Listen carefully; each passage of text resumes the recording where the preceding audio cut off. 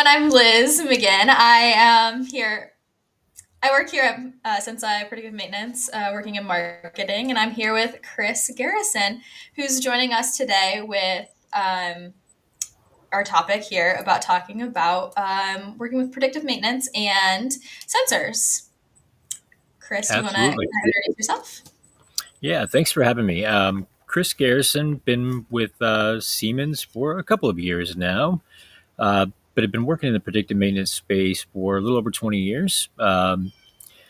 Last 5 or 6 years, I've had a heavy focus on really fault identification and prescriptive maintenance. So everything from identifying the right data, the right fault indicators, sensors, making sure that a fault is identified, and then being prescriptive about what to do about it. That's awesome. So let's kind of jump in. So predictive maintenance is kind of like how I've seen it is kind of notoriously based on sensors. Can you give us a little bit of background onto the sensor space? Yeah, absolutely. Things have evolved over the last maybe 5 or 6 years now to more of a wireless world where wireless vibration sensors take center stage. But of course, there are other predictive technologies like infrared and ultrasonic and things of that nature that all kind of fall in this borderline category of condition monitoring or predictive maintenance, depending on your definition of those terms. Um, we tend to focus a little bit more on predictive maintenance, focusing on predicting when faults are going to occur, when faults are starting to develop, versus condition maintenance being more identifying faults that are ongoing and maybe in some earlier stages where you can still be preventative. But we're looking to go just a step beyond that with our definition of predictive maintenance and actually predict the development of faults. And I Awesome. apologize, So Liz. You talked about sensors, and let me double back to that. Absolutely. I mean, it's been very sensor centric, whether it's walk around sensors or the wireless world, as I started to talk about, that we've evolved to today. People have been sticking, portable handheld accelerometers onto machines. It goes all the way back to people using, instruments like a screwdriver to the ear to listen to a machine and pick up vibrations and sounds and judge the condition. sorry, a screwdriver to an ear? Yeah, that's the old school way. I've been doing this about 20 years, and I guess I caught the tail end of some of those guys that would go out in the field and they'd say, we don't need any, high tech sensors or instrumentation. They would just kind of stick a screwdriver on the bearing housing and stick it up their ear, and it would transmit some relative, vibration and sound back to them. And some of these guys that have been doing it 20, 30 years, they really were in tune with the machinery, and so they could hear a bearing problem. Absolutely. Totally makes sense. My dad's 30 years in as electrician, and he knows everything to do with that. So he can walk in a house and tell you if the wiring's faulty or whatever like that. So Nice. completely understand. Awesome. So, kind of going back to predictive maintenance with sensors. Kind of how do you know how many sensors that you need to get started with predictive maintenance? Yeah. So, for predictive maintenance, just to center on the application that we're discussing here in general, I guess, is rotating equipment, really, right? Or linear mechanical equipment, where you can, kind of define some operating conditions and have some expected repeatability in the assets. Um, and, there are several approaches to kind of covering the machine with sensors, right? And you can go with, if we use some simple assets or some common balance of plant assets here, when we talk about fans or pumps, um, we're looking at the size of the drive, the size of the motor, horsepower, distance between bearings, and then we're looking at the rest of the drivetrain, really, whether it's coupled or belt driven. And then if we're looking at a pump or a fan, we're looking at whether it's a center hung or overhung application. So I know a very convoluted answer, but we're looking at the drivetrain. We're looking at how many bearings are in the system, and we're looking at the spacing of the bearings in the system, and we're looking at transmission pass from those critical monitoring points to see if one sensor might cover two bearings, or if you might need two sensors, to cover a specific distance. So complicated answer maybe, but there's a method to it. Yeah, so it kind of goes on the moving parts and how many sensors you kind of need to access the moving parts. Yeah, absolutely. I would say that if you have a small 20 or 30 horsepower direct drive fan, for instance, flange mounted, you would just have one vibration sensor. Whereas if it was coupled, and there was some separation between the motor and the fan piece, then you would generally have two or three. Ballpark. Okay. Okay. Interesting. Do you need sensors to kind of get started with predictive maintenance? No, not necessarily, and I think that's a very important point. Today, a lot of different companies, a lot of different industrial facilities are moving to acquire instrumentation. They feel like they need to have maybe a lot of hardware in place to get started, large capital investments, and that's not necessarily the case, right?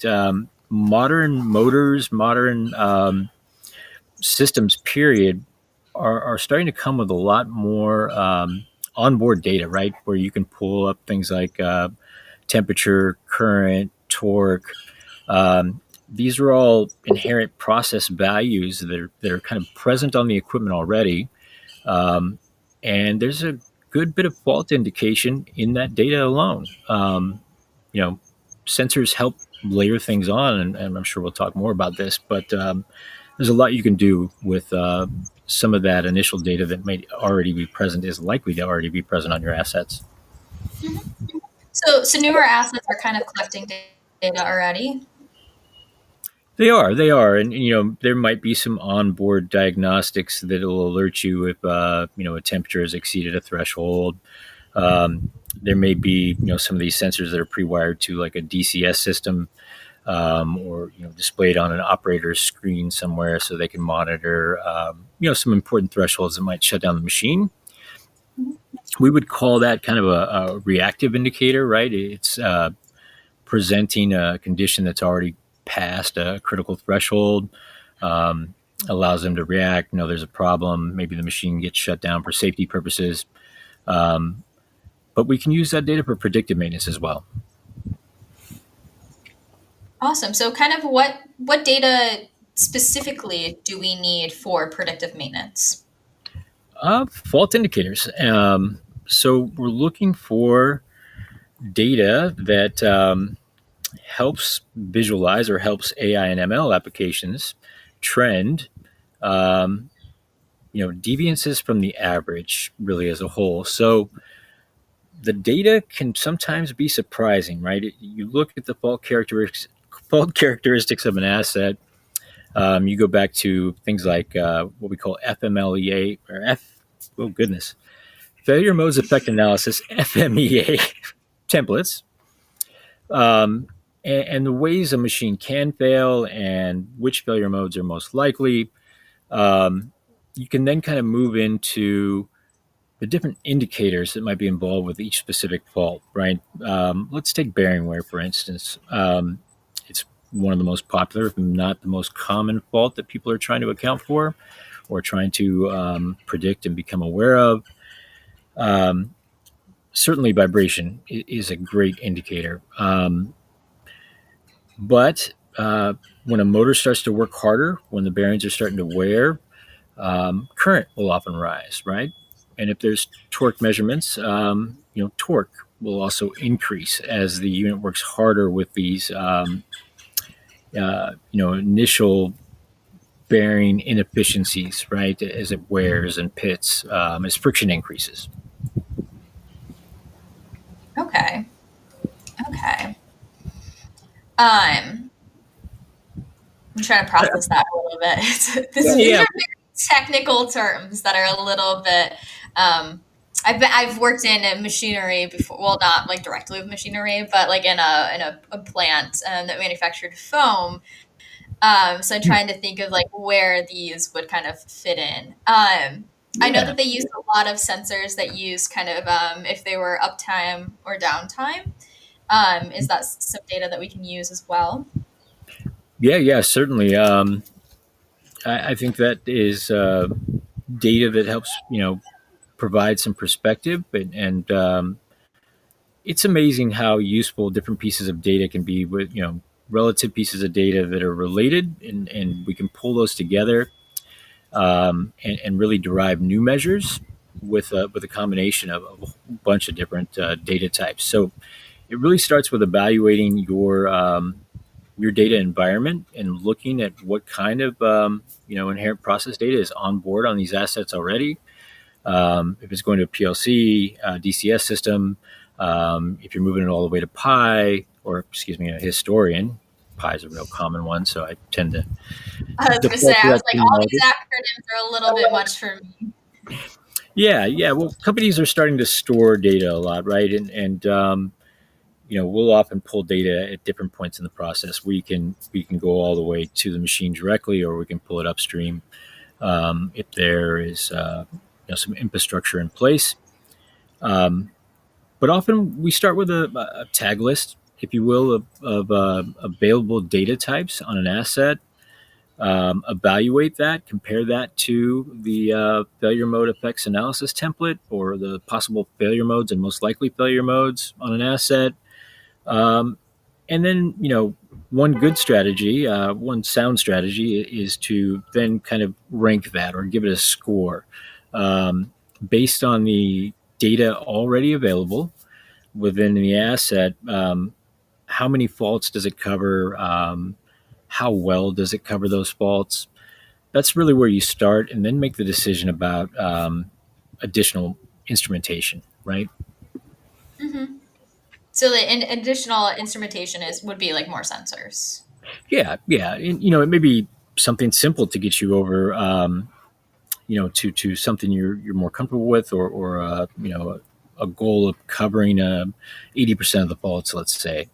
Um, it may be just some temperature sensors. It may be um, an inline lubrication monitoring system. Most commonly, of course, vibration sensors come to mind. And vibration sensors today, typically, the wireless ones anyway, include a case mounted temperature sensor as well. Oh, so like a dual sensor. Yeah, it's not necessarily a true bearing temperature because it's measured, where the vibration sensor is mounted. But as long as those are mounted um, on or very near the bearings, you can get a trendable value there, and you can pick up when heat and friction increase at that bearing. So there's some value there. Oh, that's awesome. I didn't realize that there were so many. I guess I knew there was different types of sensors, but I didn't realize that they were kind of combining the Yeah, functionality with them. yeah. I think hardware's evolving, and we're getting some multi data types onboarded onto a single sensor package in many cases, and that's helpful. But going back to your earlier question or point on do you need sensors? Um, it can be very daunting. It can take a lot of time to um, solution the sensors, how many you need, where you're going to put them, which assets you're going to choose. And I have seen a lot of companies get kind of caught in a holding pattern here. They start a pilot, and they focus on bringing some sensors in and seeing if they can predict some faults from the data. Um, you kind of get stuck in this proof of concept or pilot mode. Um, and then by the time you get done evaluating those sensors, maybe another sensor type comes along. And long story short, um, you don't see a lot of enterprise wide adoption. You see plants that start to get several solutions in that are focusing on hardware and hardware capabilities. Um, and all of these things can take weeks, months, years, and really stunt the growth or development of a predictive maintenance program. So starting with what you have and filling in the gaps is really a solid strategy to um, just getting started. Right, this data is there. You can bring it in, you can get to work on it, you can start trending it. You can just do a lot with the data that is typically inherent to machinery today. That's good to know. I mean, it's complicated, especially with manufacturing, is getting kind of adapting to new technologies and making sure you Mhm. have the newest thing. So it's nice to know that you can kind of get started with what you have versus adding in a bunch of extra stuff on top of it that would delay Absolutely. kind of the process. Do you want to go into a little bit more detail of kind of getting started with what you have for these companies? Yeah, I don't want to speak to every industry and every facility out there um,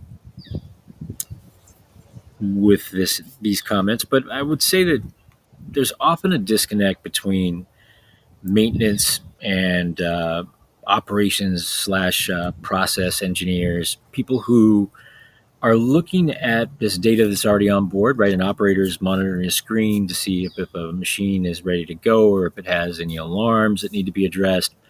Um, they might call maintenance to come help them address it.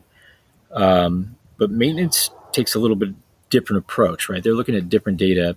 Generally, I think maintenance groups are not too concerned with the onboard data. Maybe a few thresholds, maybe a few things here, but they don't generally tend to look at this data, so they don't give it much thought when it comes to predictive maintenance. I think that when somebody says predictive maintenance or even condition monitoring, um, they do go to these predictive technologies. They do go to these external applications.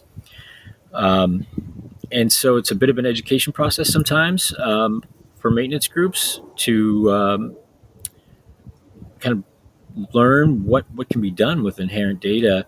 And I think that a lot of times they're pleasantly surprised to see what they can do today rather than waiting for approval to go buy potentially hundreds of thousands of dollars worth of hardware and wait to get it all installed.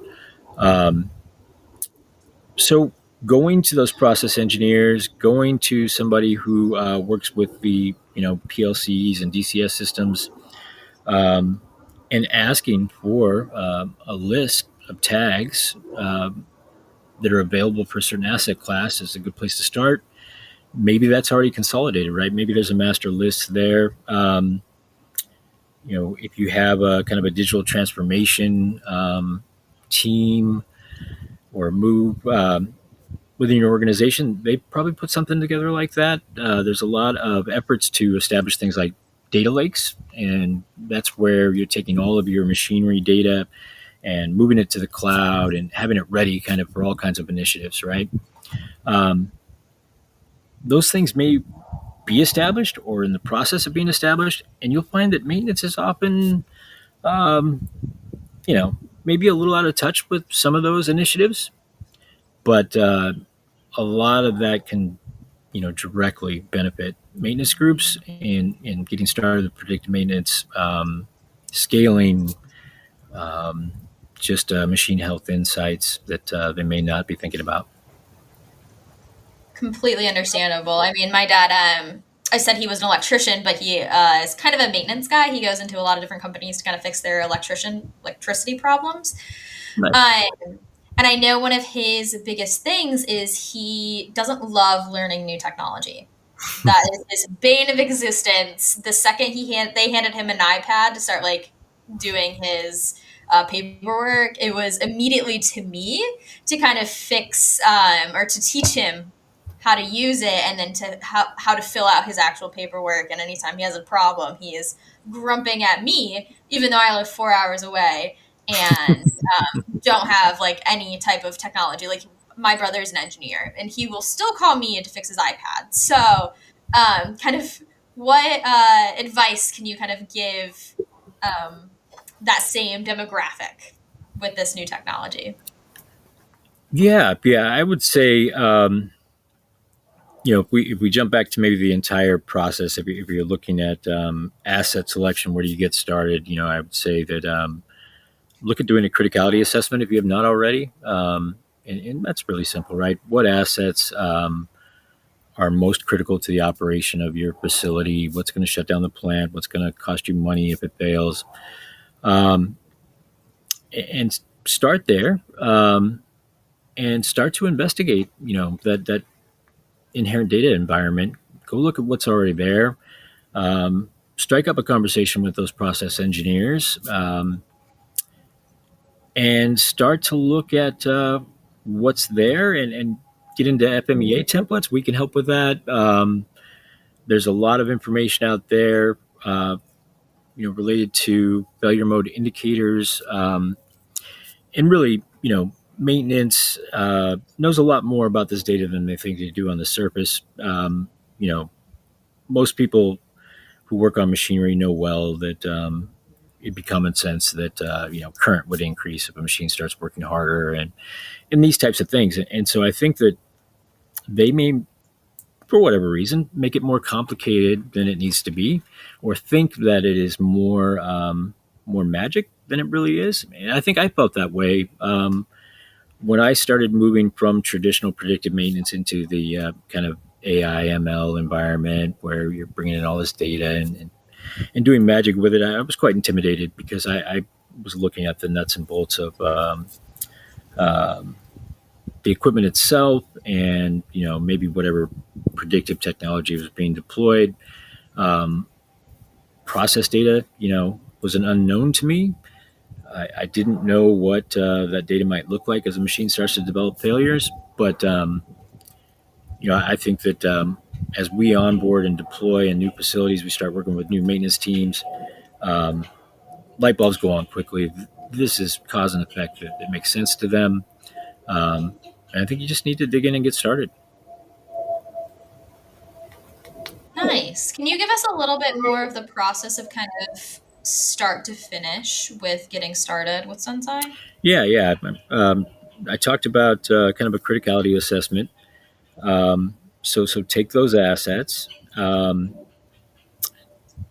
to look at how many assets in total you would monitor, um, and you can start to look at where you really want to start scope wise, right?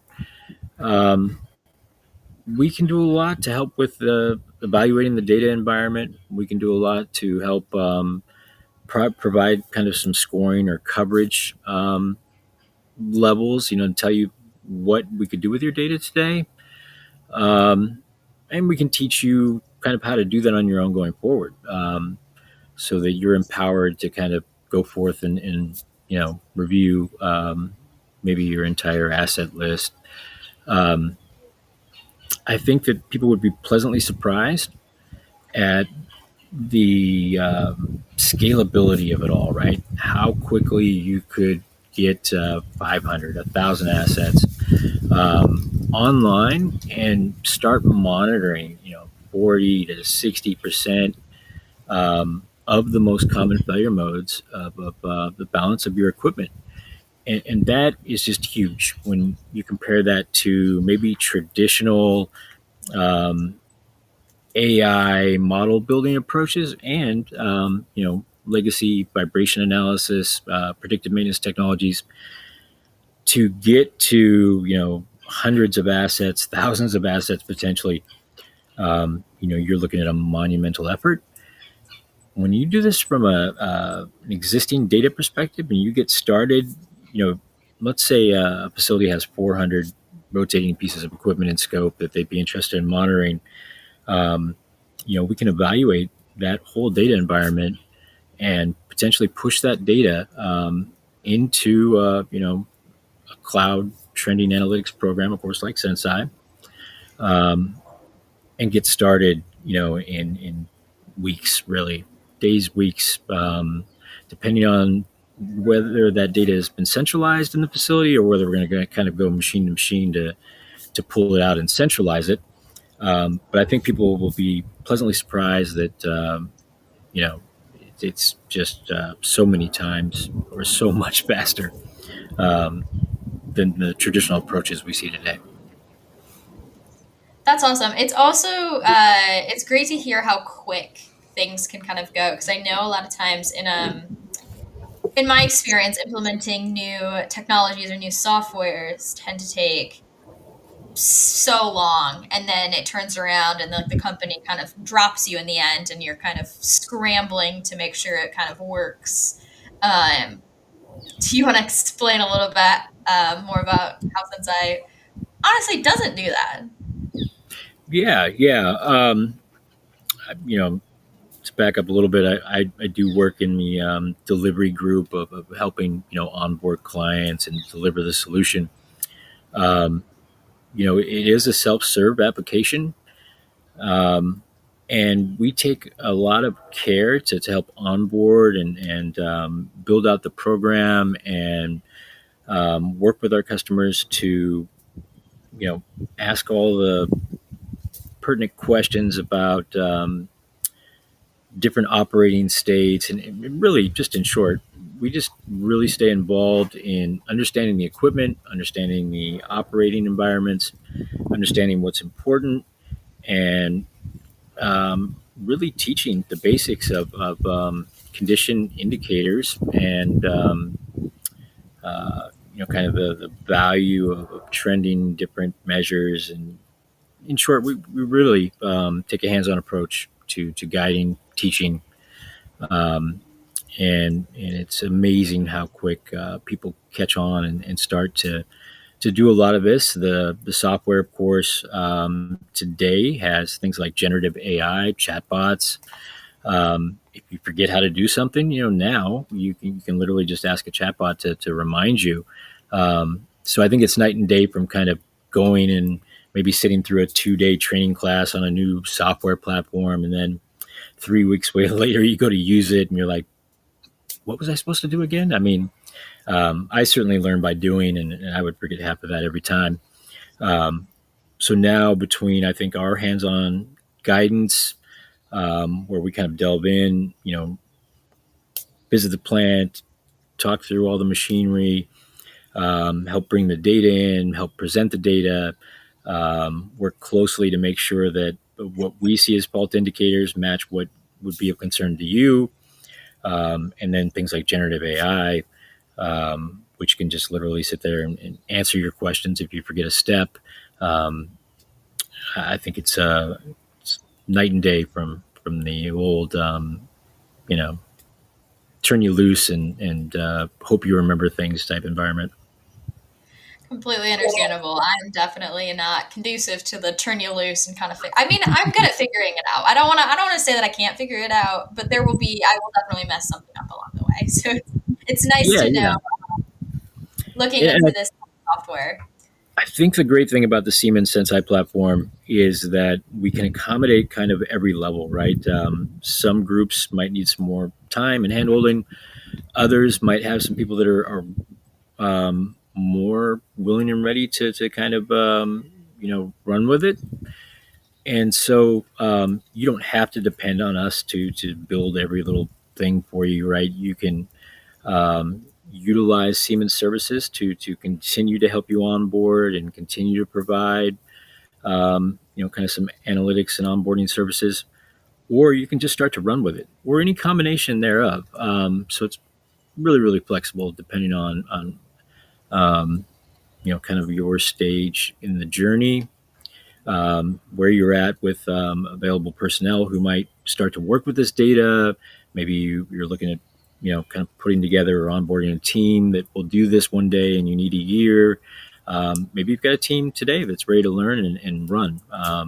We can kind of jump in and work with you at every level. Nice. That's great to know. Kind of like swinging back to the Siemens thing, and then also sensors because that was our original topic here. Yes, Just I know we went off track a little bit, yes, we but it did. was a good off track. Call it the scenic route with my family. But like, does Siemens help with the sensors? Yeah, yeah. I mean, so we would definitely help. Jumping back to evaluating the current data environment, what kind of faults that might cover, um, all the way through to this would be an ideal sensor type. This would generally be about how many you need. Sometimes there's, of course, cost versus maybe increased capability. Um, comparisons you might want to make, and we'll help you make some informed decisions about whether you need to spend kind of the premium amount to really get to where you want to be as far as well coverage, or whether you can accomplish these goals with some lower cost sensors or less sensors. The great thing is we're not really in that hardware business. We're not trying to sell you X number of sensors. So we're going to take a very candid approach to that, and just really consult there on what you need to get to where you want to be or need to be, um, to really have an effective predictive maintenance program.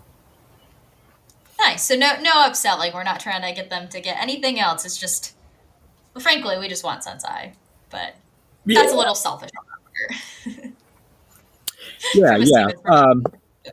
But I guess overselling or acquiring that type of data, or that kind of hardware needlessly, is just not productive for anyone. In the end, you know, we are going to teach the clients all about this stuff, um, and I think we want to guide them very, very honestly, very directly.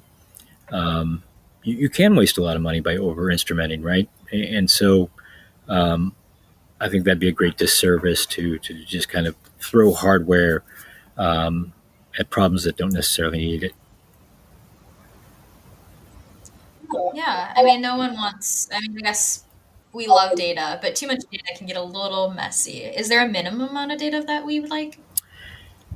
Yeah, you can get started with very little, and again, I think that's one of the things that surprises people who might take a data science approach and look at all of these dimensions and things that are needed for a true model for predictive maintenance. Um, and of course for maintenance and others that aren't thinking about this data as we discussed. But we can get some value from a single measure. I talked about current and torque, but pressure, flow, position, temperature. There's 10, 15 very common ones, and then many others that are application specific. We can trend some conditions or some what I would call hand raisers with a single measure. But that's the worst case scenario. If we have two measures that are somewhat relational, I'll go back to torque and current just for consistency here. Then you can get up to 40-50% fault coverage on a motor, for instance, because you can track things like winding degradation, bearing problems, inefficiencies with uh, SCR cards for variable speed equipment. Um, so two measures is a decent place to start. One, it's a start, but it's you know it's a stretch. But almost every piece of equipment has a couple of measures available, um, and so what we can do with just a couple of measures, I think, is the surprising part for most people. That's good to know. I mean, it's kind of like my car, which it makes a funny noise, and then a light pops up. Then I know something's wrong. So you need more than one. If you make a funny noise and the light doesn't pop up, I'm good to go. I'm like, whatever, it's fine, unless it starts to slow down, and then that's two. So makes sense that Yeah, you need kind of 2 points. yeah, and I would relate that to an operator in a plant looking at a screen while they're running the equipment. Right, check engine light essentially kind of comes on and tells them that some parameter has been exceeded or some problem is developed. Um, and of course, that has value in the day-to-day operations. But we want to go upstream a little bit and stop that light from ever coming on and keep things operating smoothly. Um, yeah, one of the things that have been most gratifying for me working in predictive maintenance, going to plants all over the world, has been looking at maintenance operations, maintenance groups, engineers that were just a little bit exhausted from fighting fires, from not knowing if they're going to have to come in next weekend because the plant gets shut down, not knowing if they're going to make it to the next outage or overhaul period before a critical piece of equipment shuts down. Just being very reactionary, um, fighting fires, if you will, to kind of a very laid back planning environment. They know which equipment they have to address during a scheduled outage. They know, um, what machines are at risk. Uh, it just changes a culture, and it's great to see. That's awesome. Can you give an example of how that kind of changes the culture? Yeah, yeah. I mean, maintenance, historically is working in kind of the unknown. You can do preventative maintenance or PM equipment all day. You can follow manufacturing guidelines for different preventative maintenance strategies. You can do all of these things, but you're still left to wonder what equipment is going to break, what the workload is going to be like next week, the week after that. So I think it is all that guesswork that can make working in the machinery operations slash maintenance world unpredictable, and it can be stressful in some industries. And so giving people these tools and this insight and this power to address the things at risk and address them before they destroy a critical component, they make the repairs easier. Now you can optimize maybe your parts inventory. You can optimize what kind of preventative maintenance strategy you have. You go around and do lubrication rounds every day, or can you now be a little bit more selective and optimize that and do that for a select set of assets and move everything else to a weekly schedule? Um, you just get a lot more power because of the knowledge you have now to make informed decisions and optimize your whole work environment. I'll comment on one other thing here on unexpected maintenance. Not to mention being expected to come in maybe on the weekend or stay late to fix a problem when a serious piece of equipment breaks. But one interesting statistic I've heard several times now is that you are something like 2 to 3 times more likely to have injuries within your facility when you are reacting to unplanned maintenance events. That means, guys are going to get tools or equipment. In some cases, they have to go and get, lifts and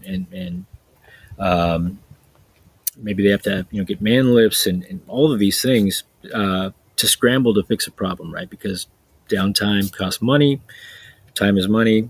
Um, and they don't necessarily have the time to plan, to prepare. It's a little bit less safe. A lot more people get hurt being reactionary for unplanned maintenance than they ever do for a well planned job that you can kind of put on the maintenance planner schedule a week or two out.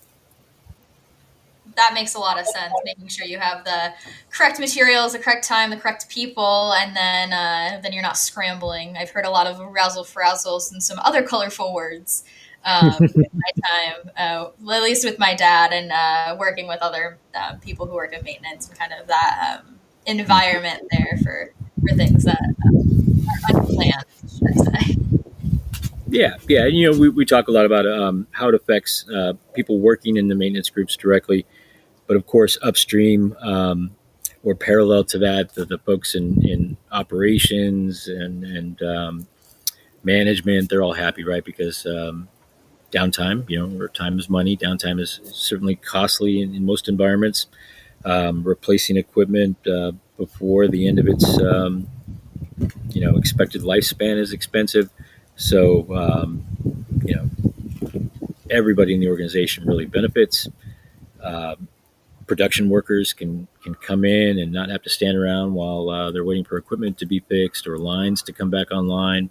So it goes a lot farther than the maintenance group. Maintenance group can benefit directly, of course, but huge amount of savings to be had, and really everybody else that works in that environment will benefit. I mean, I can't see a lot of line workers complaining too much if they get to stand around a little bit for work, but too long would get kind of boring. So Yeah, yeah. Some of completely. them, in some environments, right, people might get sent home for a day or two, right, for some serious maintenance work, and it can maybe affect them as well. And so, yeah, yeah. Yeah. So if they send them home, then they're not getting paid probably, and Potentially. that's unfortunate. So completely understandable. We're kind of coming to the end of our time here. Is there anything else that you would want people to know, kind of about predictive maintenance, or I mean, circling back to sensors in general? Um, yeah, Yeah, no, I think just to recap a little bit, there are a lot of what we call fault indicators or indications of developing problems in data already, likely in your plant, in your facility.